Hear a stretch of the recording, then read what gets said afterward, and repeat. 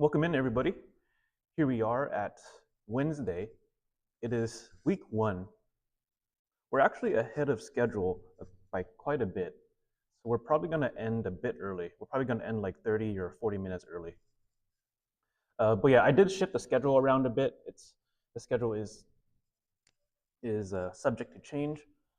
This is my first time teaching Java online, actually. But most of the times I've taught this in person. And yeah, it turns out online, the schedule kind of changes up a bit. Okay, let's see. Someone in the chat, do you have any recorded Zoom lecture links? Yeah, I'm actually going to record this recording, but I'm not using Zoom to record it. I'm using a different software, but it's going to be uploaded to YouTube. So you can access the Zoom recordings. I'm recording this one right now. You can access it through this playlist. We click on here. You'll see the video here in just a bit. Yes, no problem. But yeah, anyways, we are ahead of schedule. So the plan today is just to cover something on input and output. And yeah, that's about it. By the end of today, we should have enough to get this project done. There's a project called Banner. This is one of our first programming projects. It's published on Canvas. I'll open it up in just a bit. Okay, let's continue. So we left off at setting up a development environment. So by now, we should have the VS Code set up. We should have the JDK all set up. I'm talking about this software stack over here. These two things. We should have the code editor and the JDK. So yeah, if you're able to verify, you can go into your terminal and type in Java space -- version, and this should verify that your things are all set up. So yeah, we finished all of that on Monday. We also did some hands-on activity where we practiced some directory navigation, and we also wrote our first Hello World program. So yeah, please feel free to take a look at the previous lectures if you haven't yet. But yeah, this is where we left off. All right, let me actually load up my VS Code. So my VS Code is gonna pull up where we left off at. The Hello World. Okay, whoops, let me put this. Okay, here, all right. Cool, I just loaded up the VS Code because we're gonna prepare to do a bit more examples. All right, so we left off class talking about Hello World. And I did mention that when you're reading other resources, it might expose you to a different style, but the style is still Java. So JDK 25, this is a pretty recent version, came out last year. So the style made it a little easier for us to learn. But there will be this style over here that you'll see. It is backwards compatible. But we're going to talk about all of these keywords probably after spring break. We'll talk about object-oriented programming, and this stuff should make more sense later. All right, but yeah, a quick thing. If you want to look at some references, this might be necessary. For example, you might be wondering what I/O is. I/O, this is like a part of Java that contains methods. So the reference here, I have a clickable link over here that leads to it, but you can also Google this and hopefully find it. This is a reference. It's kind of dense and might be hard to read right now. So I suggested some readings that might be a little easier to read. I would suggest for today, this is talking about input and output. So I'll suggest some material in just a bit. It's going to be 1.3, but I'll talk about this later. Okay, let's move on.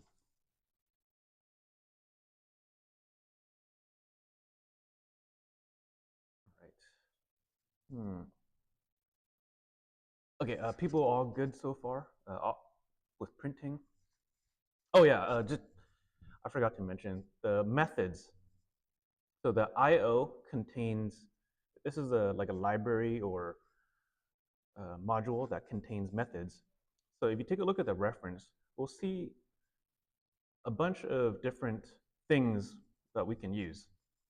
So far, we've seen this this method. It's called print line. There's a little description here, and if you want to take more info, you could click on this over here. But I don't want to overwhelm folks too much with documentation yet. We'll revisit this in just a bit. We'll talk about these other methods. These ones are for input, read line. This is the opposite of printing. So we'll talk about this in just a bit. But let's continue talking about output. This is going to help us out with the programming project. All right. Let's talk about escape sequences. This is a way of controlling output. Output over here. Here, let me run this real quick. So look, I do have to change into the correct directory because my terminal shows I'm in the root, the CS-12J. I got a CD into the examples. Okay, so I'm inside examples. You can type in ls to verify. There we go, hello.java. So I'm going to go ahead and compile and run this real quick. So java hello.java. This does two things, compile and run. So we're going to go ahead and run it, and then there's hello world. Okay, there are ways on controlling the output. One way is by using something called escape sequences. Escape sequences start with this backslash, and then has some sort of character that represents how to control the output. For example, this new line over here, bold this, backslash n represents a new line. You can think of this as like an enter key. If you've ever worked with a typewriter, /n is like saying go to the next line. And so if I put a /n inside of here, you see how I put a /n inside of this text over here? Let's see what happens. So let me save it. So I'll Control S to save it, and I'm going to rerun this. So Java hello.java. All right, we see a change in the output. There's an extra new line here. So yeah, it's kind of like a typewriter. It goes to the next line. If you wanted to add some more new lines, this would be possible as well. So I just inserted 4 new lines in total. And if I rerun it, there's a lot of empty space here. I need to scroll up a bit. Oh, hold up. I think I pressed the button on accident. My bad. Here, let me terminal. There it is.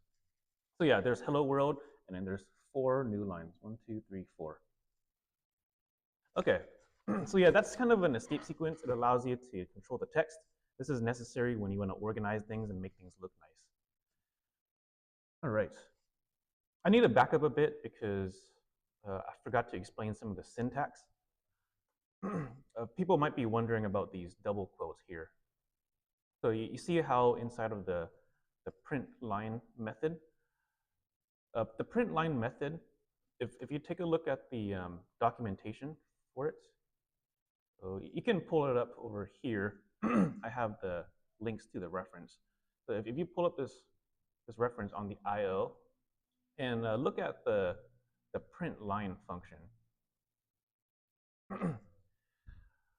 the print line function, method. A method is like something that does something. If we take a look at this method, we see that there's something inside of these 2 parentheses. An object, we'll talk about this later, probably after spring break. But you can think of an object as like a general representation of certain things. In this case, we're using something called a string. So a string is like raw text. we require these double quotes here because we want to treat the text as literal text. If we were to not use double quotes, like if I were to just say hello world in here, the the language is going to treat these two words as something that exists in Java. However, hello isn't really a keyword that exists in Java, nor world. So this is probably going to give us some sort of error. let me test it. So I just saved it, and let me test it. So Java hello.java, enter. We get some thing called compiler errors. So it didn't run, by the way. The program didn't run. It failed on the compilation step. It's pointing at line 3 right here, and it says, oh, this is not a statement. And then there's a bunch of errors down here as well.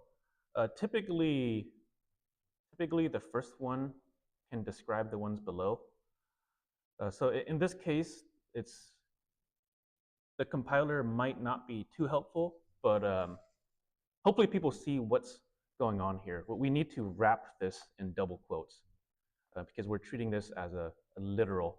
So let me put a comment in here real quick. A comment is a way of documenting code.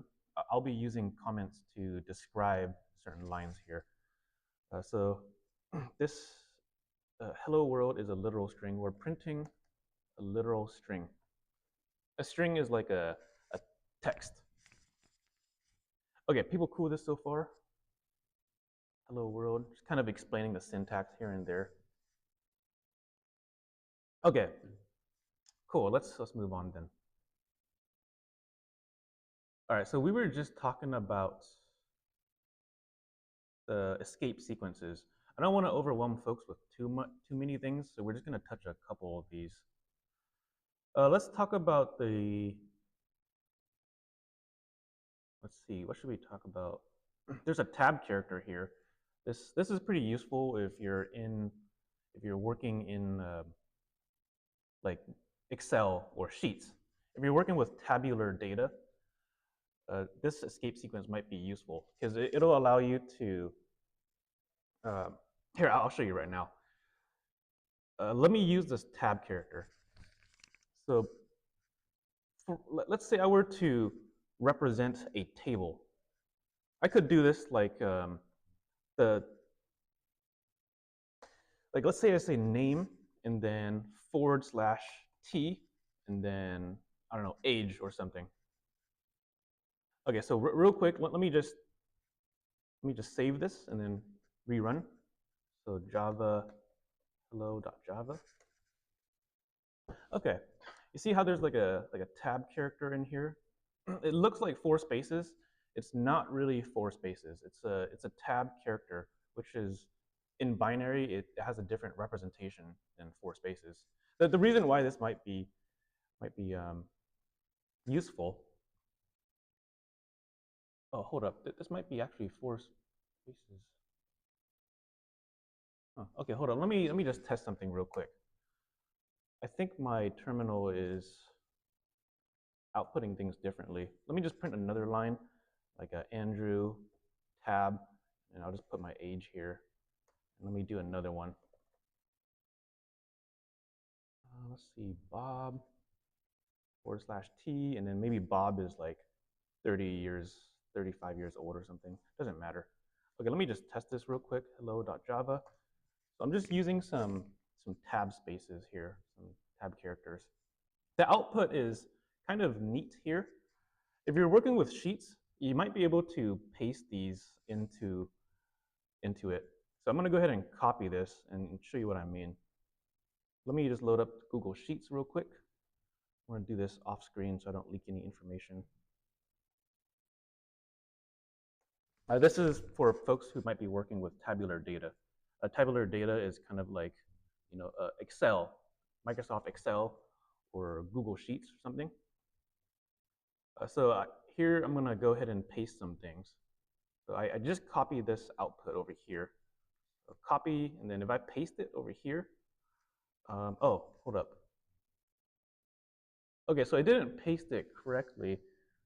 I gotta look at this in just a bit. I think something's up my terminal, but uh, if all went well, it should have put it on multiple cells. Maybe I got the keyboard shortcut wrong or something. You paste, what's the paste button? Paste format. Yeah, okay, I'll revisit this in just a bit. I think something is up with my environment here. Okay, um, let's talk about another escape sequence, and this is gonna help us out with the next programming assignment. The next programming assignment, I'll pull it up right now actually. Let's see. Oh, I have it over here.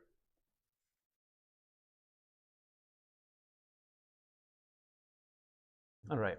So this programming project is due on, I believe, next Friday, February 6th. The goal of this is to output some text that's ASCII art. ASCII art is a way of representing diagrams or text with a more fancy way. So this is like a three-dimensional representation that uses ASCII art. ASCII art is with these keys on your keyboard. It's necessary to use escape sequences in order to output this. For example, let me back up a bit. Let me back up. For example, let's say we wanted to print some sort of double quote. Like you know how in English grammar, whenever you want to quote something, you want to put double quotes. Like let's say I were to say Bob says hi. So I'm gonna save this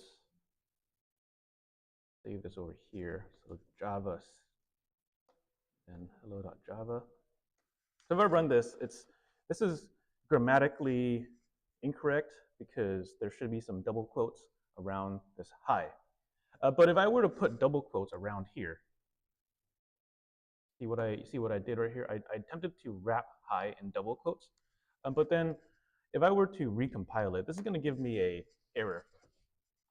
It's pointing at line 4 over here, and the compiler is saying, "Oh, this is not a statement." The reason is because it's treating these as two separate strings over here. The Java compiler sees this as one text, and then it sees this as another text that contains just one space. But then it doesn't know what this is. The compiler is attempting to treat hi as a keyword in Java. But this is not a keyword. This is the literal text that we want to output. So one way we can circumvent this is by escaping this double quote. The escape character is backslash. So we could use a backslash here to treat this as a special literal, and then this closing quote, I'll also escape this. Escape means to treat the next character as something special. So there we go. I just escaped the double quotes, and then let me go ahead and save it. Save, and then let me rerun. Once again, there's some keyboard shortcuts. You can press up and down, by the way. You can press up and down, and it's going to go through your history. So I'm going to go ahead and recompile and rerun. There we go. We see the output finally has these double quotes. So yeah, hopefully people are seeing what escape sequences can have us do. It's also useful for printing backslashes too. Like say we were to print a backslash. So let me make another statement here. io.print line. Let me attempt to print like this is a backslash. So this is a backslash.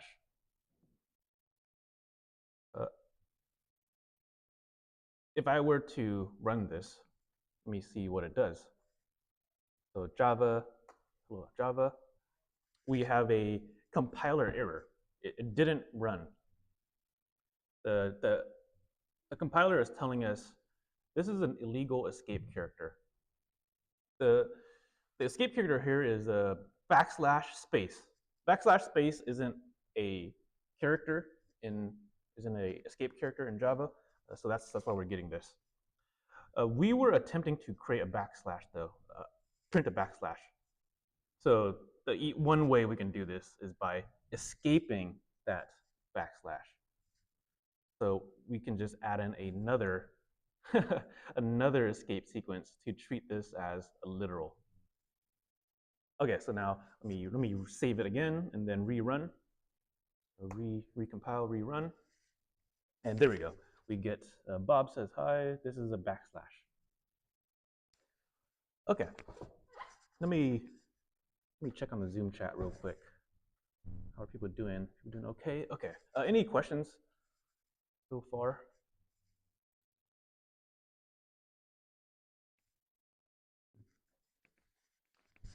All right. Yeah, a lot of cool things. Once again, escape sequences are, you can use them for controlling output.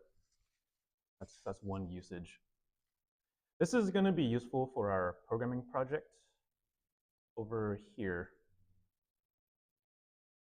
So this is our first homework. The first, let's go ahead and get folks set up with this. On Monday, we did help folks set up an organized directory. You should probably have a projects folder here. You see on the top left, this is the Explorer. Inside of the projects, we did create some extra subfolders. I'm going to go ahead and open up Project 0 because this is where the banner is going to live, the first programming project. Okay. Go ahead and click on New File over here, and then I'm going to name it banner.java. There it is. So, and make sure banner.java is inside of the correct directory. It doesn't matter too much, but it's just for organization.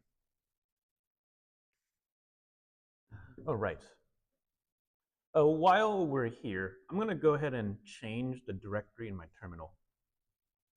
Our terminal's current working directory is currently in examples, meaning it doesn't really see the banner that we're supposed to work on. For example, if I type in ls in my terminal, it says, oh, it sees hello. It doesn't see banner yet. So we got to change into the correct directory. We got to back out and then go into projects. You know what I mean? So we got a cd space dot dot, cd space dot dot. If you were here last class, this means go backwards, go up a directory. So I'm going to go up, and then now we are inside of the CS-12J directory. I'm going to go ahead and ls real quick. So ls to list. The terminal now sees these two folders. So I'm going to go ahead and change the directory into projects. So change directory into projects. And finally, just one more step, just one more. We have to go into one more directory, project 0, because that's where it's located. So project 0. And then if you do an ls, it should show banner.java. Great. So now we're in the correct working directory. And we can go ahead and start our project. Okay. For this, I'm going to do the hello. But for folks, you should write a program that prints your first name. So ASCII art, you don't have to do this. You don't have to create this yourself. There's some generators that will do it for you. Just make sure you cite your source. You can Google up ASCII art generators. And some of these are good. I like this one over here, by this person, Pat Tor or something. So this website is an ASCII art generator. You can type something in it. Like if I type in hello here, we can go ahead and experiment with different styles. So let me just scroll through it here. Scroll through and see what's a good style. Let's see. I guess I'll do this one just to keep it a little simpler. Okay, let's go ahead and print this text over here. This text consists of multiple lines. 1, 2, 3, 4, 5, 6. Yeah, 6 lines. So one way you could do this is by writing 6 separate print statements. That's just one way. I would highly recommend testing frequently, meaning to not type out the whole program at once and then compile and test.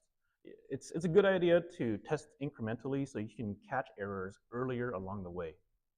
For example, maybe you want to print out this first line.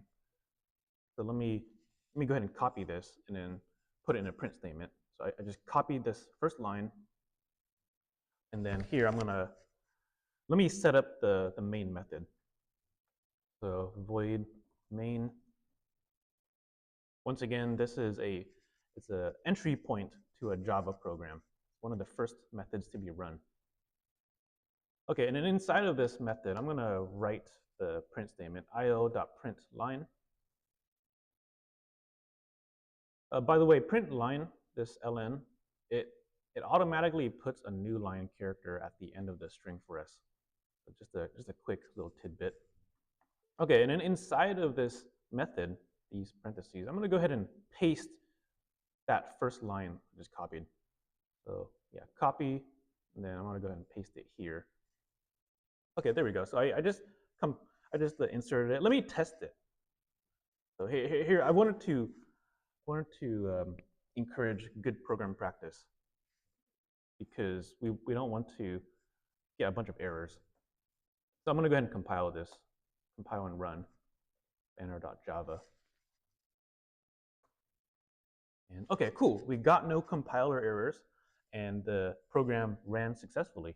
It printed out this second line, first line, I mean. So let's go ahead and get this second line. I'm going to go ahead and copy this over here. So copy. Okay, there are tons of ways you can do this assignment. In programming, you'll see a pattern that there's an infinite amount of ways to do something. So I don't want to force people to do it in a certain way, but this is just one way. You can do another print statement that contains this second line. And let me go ahead and test it. So let me save and then test it again. So boom. And okay, cool. No compiler errors, and it ran successfully. Great. Let's carry on. Let me go ahead and copy this one over here. Okay, so copy, and then we go io.println. Oops, I think I messed up there. Hold up, I think I messed up. Oh, yeah, I need a double quote. I hate how VS Code fills in things. In a couple of weeks, I'm going to use a different text editor just because I type a little faster with it. Okay, so let me save this and then let's test it again. So I just copied this third line, and if I were to test it, compile and run, we get a compiler error, meaning it didn't even get to run.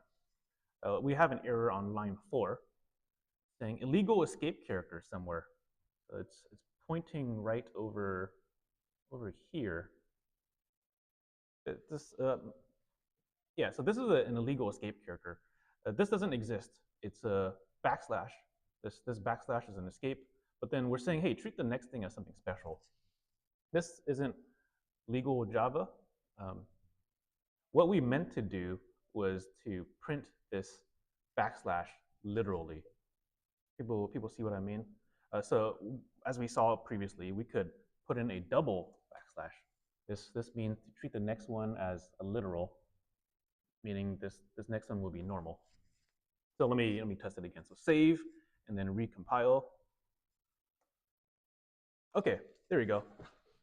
Now we have one more error. So we were almost there. The compiler is now telling us something. It's saying unclosed string literal. Interesting, right? Unclosed. The unclosed string literal means the compiler didn't see a closing double quote. It's looking at this first quote, but then it's saying, hey, you never closed this. I did close it though. You see this other double quote here? Yeah, we did close it. But this backslash here is treating the next one as a literal.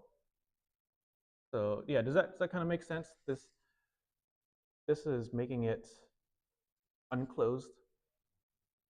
One way we can circumvent this is by making this a double backslash. So we were going to treat this as a literal. Okay, so let me go ahead and save this. So save, and then finally let me test it. So Java, banner.java, and there we go. We have the hello almost done. Okay, people cool with this so far? I feel like I might be going a little too fast. Okay, cool. If there's any questions, feel free to unmute and say something. Because currently I have to scroll over to see the Zoom chat. I have to scroll over like this.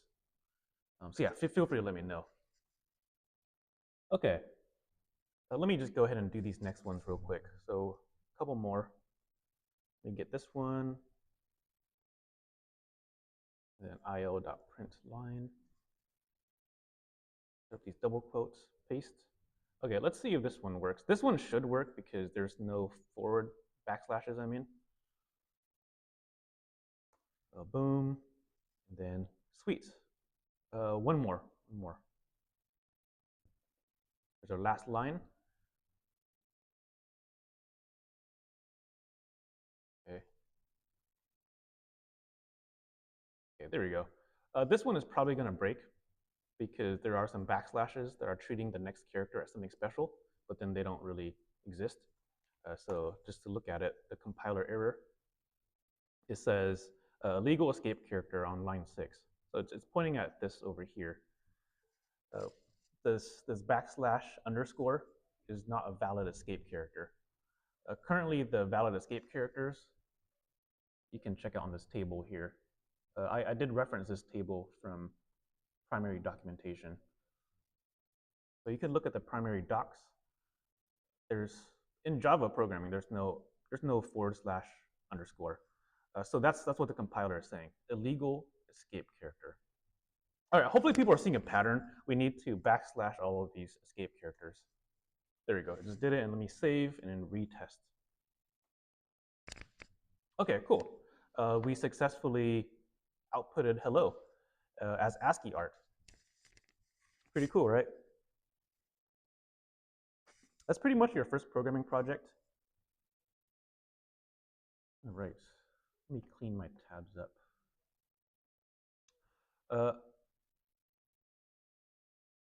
There are infinite amount of ways on doing this project. I guess I could show one more here. That might help. This, in my opinion, is probably the easier to read. In my opinion, code should be, code is the best documentation, meaning that it should be easy to read so your coworkers and other people can understand. If you can do this in a different way, by the way. It will be harder to read though. For example, we can do all of this in one line. It's gonna look super ugly though. So one way we can do this in one line is by, let's see, by putting it all in one string, where the string has some new lines at the end.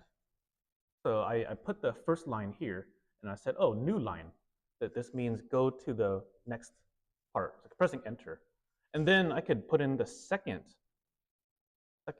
line over here. So copy and paste. Okay, there we go. We have one long line, and let me go ahead and test this. So save, and then Java, and yeah, you see how I was doing pretty much the same thing. It's just a little harder to read. And let me get this third line over here. So this third line, I'll put like a /n. This means next line. And then let me paste that third line. And then I do have to escape all of these backslashes. Let me escape those. And then there we go. Let me test it again. So test Java, and yeah, see, it's the same thing. This is just harder to read. I think the previous one was easier. So I'm gonna revert back to here. Okay, any questions about this so far?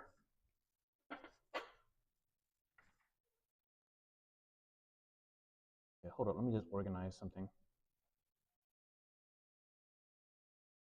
Okay. Sure, I'm gonna give it a minute just in case people have some questions. All right, hold up. I forgot to cite my source. We did use someone's tool to help us out with this project.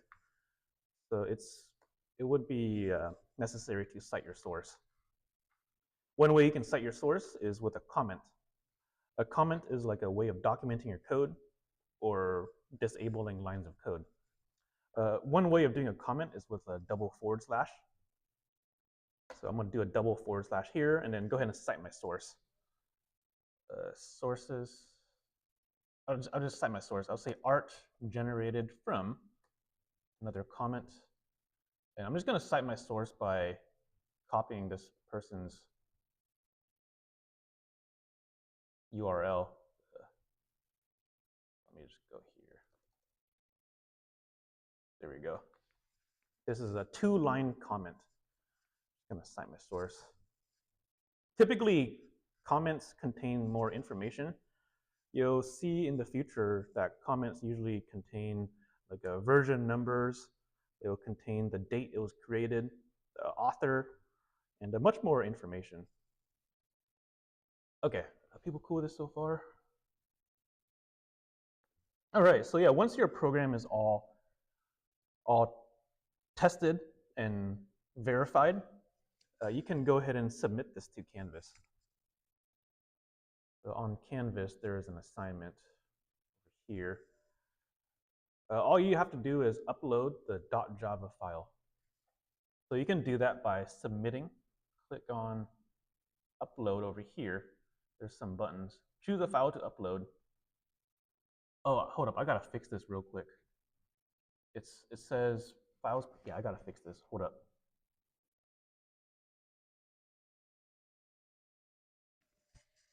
One second.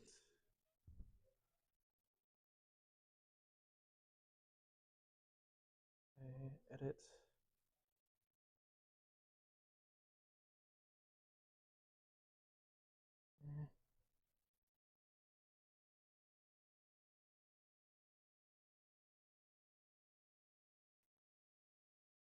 All right, just had to edit something real quick. So yeah, if you want to go ahead and submit it, there should be a button here. Choose a file to upload, and then you're gonna have to navigate to the where you stored your project. Mine is backwards here, and I got to go into projects, project 0, and then banner. So banner.java. There we go. I just uploaded it, and then make sure you press submit assignment on the bottom right. So that should submit it. There we go. So I submitted it. Okay, any questions about this project so far?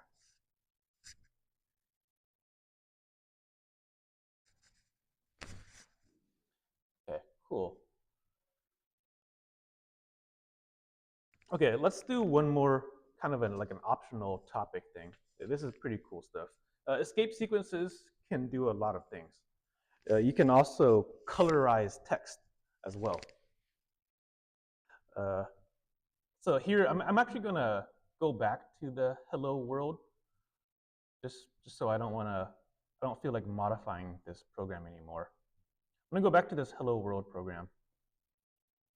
This is in the examples directory. So I'm gonna navigate my terminal to there because I'm planning on modifying this and showing folks some other cool escape characters. Okay, let me navigate my terminal. I got to go backwards again, and then go into the examples. And there we go. We got hello.java here. So we're gonna do some cool stuff. Another type of escape sequence you can use. This is optional, by the way. This is extra information you might not care about or need. But there's something that works in a lot of other languages too. They're called ANSI escape codes. This is a way of creating colorized text. Maybe you wanted to format some things or program your cursor movement. In particular, this is for terminals. For example, if you ever played around with your terminal, and maybe you've seen some terminal applications Like, hey, I use this one quite a bit. There's a terminal application called htop. I'm not sure if folks have this, but this is just a quick example. Htop is like a process monitor, or it measures the resources in your computer. So this is a program that outputs the measurements on my computer. It's showing me the CPU load, it's showing me how much memory I have, and then it's showing all of the processes. You can think of this output as like formatted text. One way you can recreate this is by using ANSI escape codes. So I'm gonna refer to this. This is a way of, one thing we'll do is color. So it is quite some dense documentation here.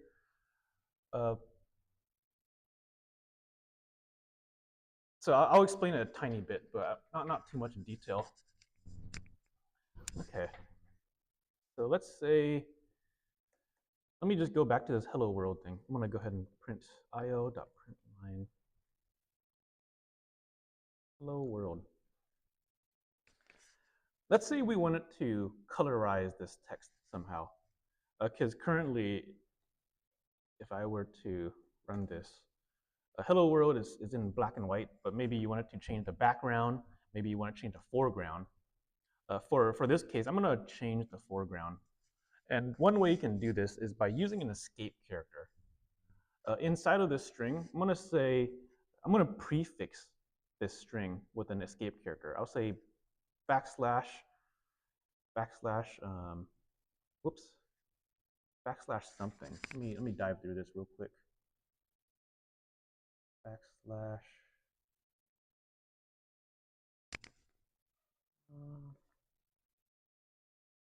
Okay, yeah, backslash. You don't have to know this. Backslash 033. Is this gonna work? Hold on, let me just test this real quick. I'm not sure this is gonna work. And then what's the green foreground? Let me make it green. 32. 32 is at 32M. Okay, let me just test this. I'm not sure this is gonna work actually. I forgot the, oh, okay, sweet, it did work. Nice. It did work halfway, but then it did something else to my terminal. I kind of broke my terminal here. Not really broke. What I did was I inserted this escape character here. VS Code is kind of coloring it incorrectly, but this highlighted code, it says treat the future as green foreground. You don't really have to know too much about this. This is an optional topic, but yeah, everything gets colored, including my terminal prompt. So if you didn't want to do this, you might want to reset it as well. Like, I'm going to go ahead and suffix this hello world with a reset. A reset means to change the color back to normal. And one way you can do that is by escaping with this 033. 033 is an escape character. And then you can go 0M. 0M means to reset, I mean. Cool, so let me go ahead and retest it. And there we go, it should work now. So I just fixed everything. Hello world is in green, and then it gets reset to nothing, and everything else is in normal. So this is just some fun little things you can do. Okay. So yeah, if you're curious what this is called ANSI escape codes. You can feel free to take a look at it. I'm not going to explain the syntax too much, but it's just a format that represents these things. Okay. Sometimes it's necessary to make code easier to read. This might be hard to read. One way you can make this easier to read for other folks is by, this is a sneak peek into the future, by the way. I'm gonna store this in something called a string. So in Java, You can store something called variables. I'll talk about variables next week, but in short, variables are ways of storing data that can possibly change. Here, I'm gonna create something called a string. So a string is a keyword in Java, and then I'm gonna call this green. I'll call it green foreground. And then I'm gonna set this equal to this string over here. So let me cut this.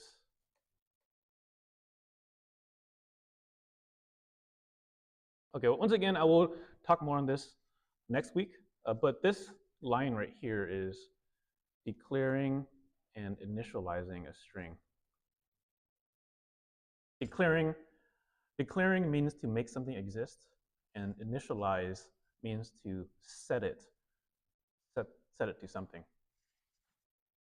So yeah, all I'm doing is storing this string here, and then I'm going to go ahead and do the same here. So let me create another string. I'll call it like reset color, and I'll just set it equal to this over here. Okay, so I just declared two string variables that hold these data here.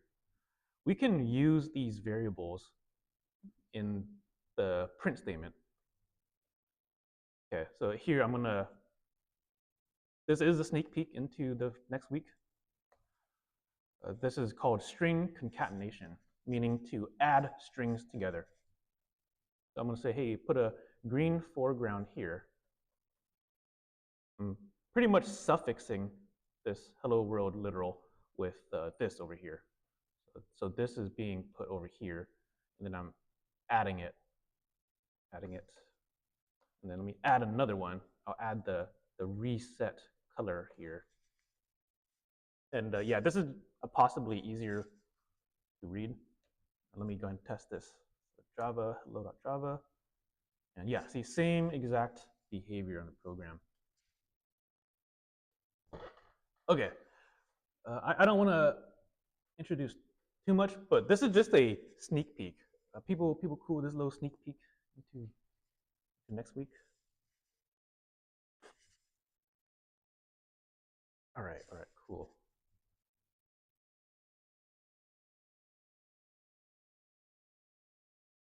Okay, so that's it for this set of slides. Let's summarize what we did so far, and then we'll touch a tiny bit on fundamental data types. Okay, so let's do a quick summary. On Monday and Wednesday, the goal was to go through all of this stuff here. We did that. And then today we went over some escape characters, which are ways on controlling our output. All right. Any questions about the intro stuff before we move on?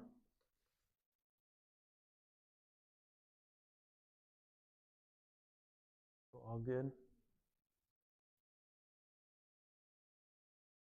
Okay. I am going to be uploading these to the Canvas files, so you can feel free to take a look at those. All right. Let's take a quick 5-minute break, and then after that, we'll jump into this fundamental data types. If you want to pull it up, they are in the files over here. So you can go into files, and then where is it? Slides. Fundamentals. Feel free to load it up. We're going to jump into a tiny bit of this, and then end class a little bit early today. Okay, so yeah, let's take a break. I'm going to leave this on the screen for 5 minutes, and I'll be right back. Let me pause the recording here. Pause the recording. Alrighty, welcome back from break, everybody. Let's jump into a new topic. So we're only going to touch a tiny bit of this stuff. This topic is called fundamental data types. We're going to get more into detail about input and output. We'll talk about some variables and constants. Actually, for now, we're just going to talk about input and output. So this stuff will be next week. Next week, we'll talk about more on variables, constants. We'll do some math, some calculations, and then we'll talk more on string manipulation. A string manipulation means we're modifying text somehow, or we're working with text more powerfully. I highly recommend the supplementary material. This is good for lab, and it's going to fill in a lot of gaps that I might go over in lecture. It's really hard to cover all the little nitty gritty details, especially for programming language. So I'm highly relying on folks to dive through these supplementary material. It has a lot more detail that might help folks out. With these supplementary material, once again, I'm referencing this online content. It's over here. If you take a look at the syllabus, all the way down here, I'm referring to this source over here. MOOC.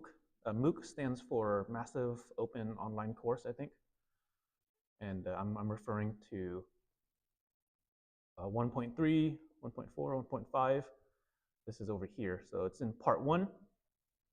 I'm referring to these over here, 3, 4, and 5. So yeah, these are some really good exercises, readings and exercises. For example, 1.3 is over here. So we'll be talking about this in just a bit. This is in a different style, but it's still backwards compatible. I'll talk about this in a bit. Okay, so yeah, that's pretty much the plan for the rest of today. All right. A quick little announcements. I should have announced these earlier. But yeah, lab week 1, this is due Wednesday. This is next Wednesday, by the way. You can see these deadlines on Canvas. Lab week 1, and we got assignment 0 due Friday. This is next Friday as well. And then some college deadlines. This next Saturday is the last day, or next Sunday, I mean. Last day to drop without a W. So just keep in mind these for your other classes. Okay, quickly, we'll still talk about comments. We saw this inline comment earlier. A comment is like a way of documenting your code. This is not runnable code. It's for humans to read. Another use case for comments is disabling lines of code. Sometimes when you're debugging your program, maybe you want to narrow down where something is going wrong. So you might find yourself commenting out certain lines of code. For example, if I commented out these 2 lines of code, so let me comment it out // I just disabled it. It's no longer going to run. So if I save it and rerun this, Java, it only prints hello world. All right, so yeah, that's a couple use cases on comments. There's another style of comments as well. This is called a block comment. You'll see this in the future. We'll talk about something called a Java doc, and that's going to be using this format. Okay. Cool. Let's talk about input and output, and we'll be done for today. So this is kind of a dense topic, but this whole course, we're going to be using input and output. This is kind of like a way of interacting with the program. A lot of programs nowadays, they rely on input. The input will go into some sort of algorithm or program, and then the output will be, calculated some result. All right. We're going to get exposed to a few different methods. I have a little link right here. This is to the primary documentation. We're going to be exposed to print line, which we saw already. We'll also be exposed to read line, and then another read line. These 2 methods are the same, but the second one has an additional argument. Argument means we're giving information to the method. So we'll get exposed to these in just a bit. Okay. For this, I'm going to do a quick example here. It would probably be a good idea to read through this on your own time. Maybe, just read through it because it's going to cover a different style that's useful. So here, let me create a new example real quick. So we are in the hello example. I'm gonna go ahead and quit all of this. Inside of this examples directory, I'm gonna create a new file. I'll just call it, I'll probably call it input.java. Yeah, probably call it input.java. This is a brand new source code file.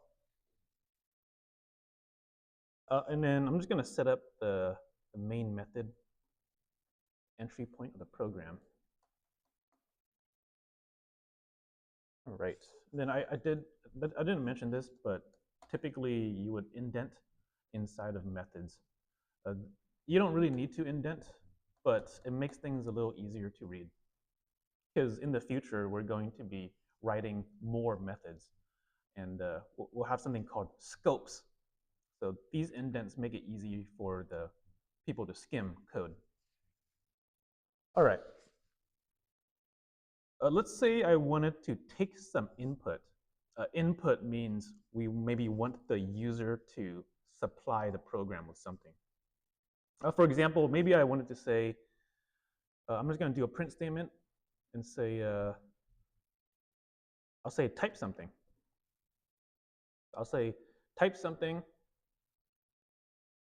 and then I'll test this real quick to make sure I don't have any syntax errors.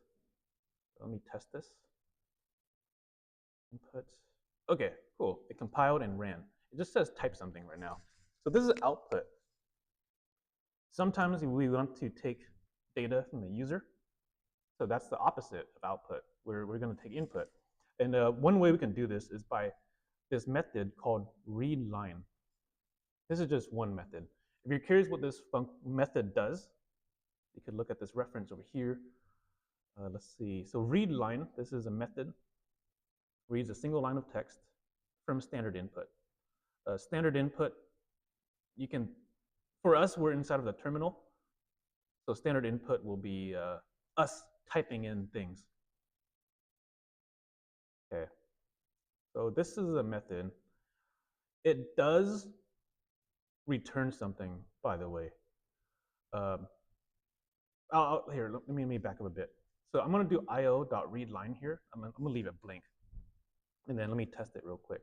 So Java input.java. Okay, cool. Check this out. The program output type something, and then now it's waiting for input. So the program is stuck on this line right here.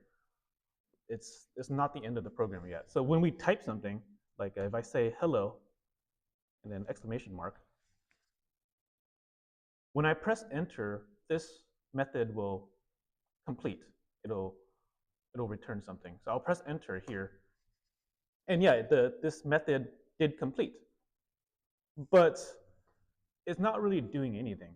We typed something, and the program kind of just forgot about it. So this method is a little different because it returns something. But returns mean it's going to give us it's going to give us a string. All right. So this means we can store the value from here into a variable. I will talk about variables more next week, but on this left side, I'm going to declare a string. I'll call it like user input as one word. So yeah, just quickly, this is declaring a string, and then we're initializing it. Initializing to user input. Okay, so the declaration is right here, and then we're initializing it by setting it equal to here. So the way in programming that this equal sign represents a something called an assignment. The direction goes from the right to left. This means the right side is evaluated first, and then it'll put it to the left side. So yeah, once again, this right side, it returns a value. So it's going to collapse into something. It's going to collapse into something, and then it's going to store it into here. So here, let me show you what I mean. Let's see, I'm going to go ahead and do a print statement again. So I'll do a print statement, io.println. And then here I'll say something like, you typed, and then I'll do something called concatenation. Let me comment this real quick. People, the concatenation. This is a fancy word that just means to glue two strings together. We have one string text here, and then another string text here. So it just glues them together. Okay, let me test it real quick. So Java inputs. Okay, cool. So it says type something, and then I'll type in like hello, and then exclamation mark. So when I press enter, this method is going to terminate and return a value. In particular, it's going to return a string. So you can check it out here. I know this is a little hard to read, but this says this method is type string, so it's going to give us a string, which will be stored into this variable called user input. So let me press enter. Press enter, and then we see the program finished. The last line of code says, "Oh, you typed hello." Cool with this so far? This is an example of using input.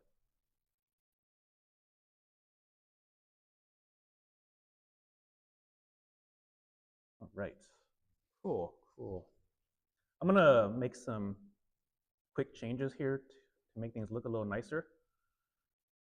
I didn't really like how the program says type something and then it goes to the new line. I would prefer this type something and then we type here instead of here. So one way you can do this, let me just finish this program real quick.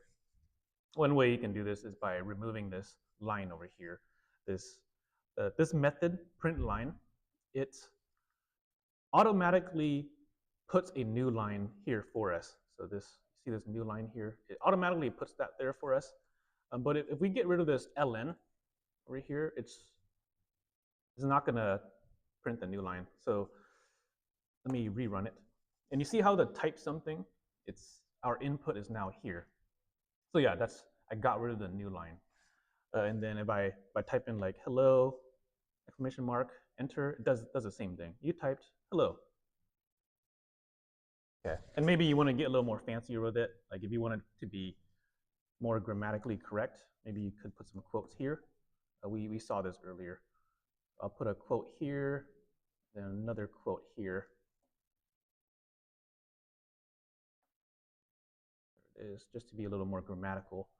And then let me test it again. Type something, hello, and then enter. And now it says, oh, you typed hello. Oh, I do have a space here, but we can get rid of it over here. Okay, great. So yeah, that's just the basics of inputs. There's a lot of things that we can do with it. A lot of things. Next week, we're going to be taking inputs and performing some calculations with it. So far, we're only taking input with strings, but next week we'll do it with some numbers. We'll do it with integers. We'll do it with something called doubles. Doubles is like a decimal. And we'll do some cool stuff, which is going to help out with a lot of this coursework. Okay, I do want to refer to this reading real quick because it's going to expose folks to kind of a different style. But it's still a good idea to understand this style. And as a matter of fact, we're going to use this in the future because it's a little more powerful. Right now, we only got exposed to this IO library. So this IO right here. It's kind of limited, but all this library is doing is it's wrapping some other methods. So something called system in, something called system out. It's kind of limited because we're only able to use these methods like print line, read line. There's a lot more functionality that we might need later, like reading numbers. Maybe we wanted to read some other data. So yeah, we'll see that in the future. But I just wanted to give a heads up that this I/O library is meant to make things easy, but it's limited. So we're going to stick with this for a tiny bit longer. When you look through the reading, the suggested reading was 1.3 here. You'll see kind of a different style. I did mention this style a while ago. This is a lot of boilerplate that you'll understand later. This is object-oriented programming things. This stuff still works, by the way. Let me go ahead and copy this over. Let me copy this, and then an equivalent way you can do this. Let me comment this out. I'll comment. Oh, by the way, I commented it out by highlighting everything and then pressing Control // Control / is a VS Code, shortcut. So I'm just gonna remove all of those. Let me stick with the easier one. So I'll do another void main. You're gonna get exposed to this style here, which uses something called a scanner. See, this will make more sense when we talk about objects, but if you're curious what this line is doing, it's declaring a tool that will allow us to take input. So this declares a tool. It declares an object, actually. It declares an object that helps with input. So you're going to get exposed to this over here. This declares an object called undercase scanner, which will allow us to do the same exact thing up here. Like if we were to do like an io.print type something here, type something. This is just another way you can do it. So I would declare some tool and then go ahead and use that tool to take input. So this object has something called, I think it's .next line. Let me read this real quick. So yeah, there's a method called next line. So I could say scanner.next line. I believe this method returns a string. You can verify this by looking at the documentation. I'm pretty sure it returns a string. So you could store it into here. So I'll say string user input equal to here. Once again, the flow of data goes from right to left. So the right side is evaluated and then stored to the left side. Okay, so let me do that, and then I'm going to go ahead and echo it. Echo means just to print it back out. So echo.print, stick with a print line. So you typed, and then user input. Okay, let me go ahead and save this. So save, and let me test it again. So Java input.java, enter. Okay, cool. So it says type something. This is the output, and then the program declares an object. Well, the object here is called scanner, _scanner, and then we use the similar method to take input. So let me go ahead and save this and type something. I'll say hello. How are you? Question mark, and then enter. When I press enter, this method will terminate. It's going to return a string. It's going to store it into this memory location, and then we're just going to echo it back out. So hello, how are you? Enter. And then yeah, see, it's the same thing, same exact behavior. The point of this was just to expose folks to another way of input. It might seem kind of cumbersome right now because our earlier one up here. Let me uncomment this. Our earlier one is easier because we didn't have to declare this scanner. It might seem cumbersome, but this scanner has a lot of functionality that we'll need. So I'm pretty much saying that we're going to steer away from this this style later, this io.readline, because it doesn't have a lot of methods that will allow us to be more flexible. All right. So yeah, when you're going through this reading, there's going to be some different styles. Hopefully people are okay with seeing the different styles. The more you read this, it'll make more sense later. So yeah, highly recommend going through this stuff. Let's see. There's going to be some interactive exercises. Let me see. These interactive exercises are good for like practice exam problems. For example, let me just read this exercise real quick. Write a program that asks the user to write a string. Okay, and they press the enter key. Oh, you know, we just did this actually. Okay, yeah, we just did this programming exercise. This programming exercise says to take input and echo it back out. So this right here is expected output. It's saying we should output the program should output a text that says write a message, and then this red text represents input. So we would type in that input, and then it's just going to echo it back out. So if you wanted to implement this program, you can just do some quick changes here. I'm going to stick with the easier one. I'm going to stick with this easier main over here. So the program is expecting us to output write a message. So I'm going to go ahead and get that. So output write a message, and then get the message on a new line. So let me put a new line here, print line, and then finally we just want to echo it back out. So I'll echo it back out over here. Plain user input. Okay, cool. There we go. And let me save it. Get rid of this over here. Save it and then recompile. So Java input, and then write a message.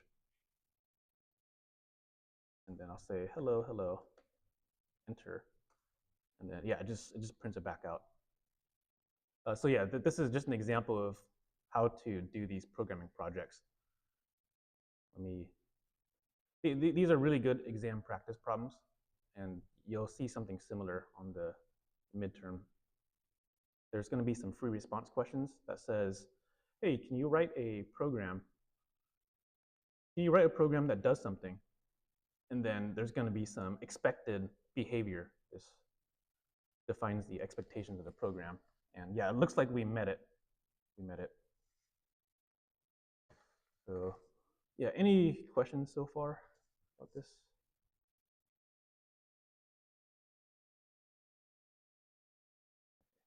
Let me check the Zoom chat real quick. Okay, people are all good so far. Cool, cool. Let me go down the reading real quick just to see what else there is. Fundamentals and strings. Yeah, please take a look through this. We'll talk about this more. Line.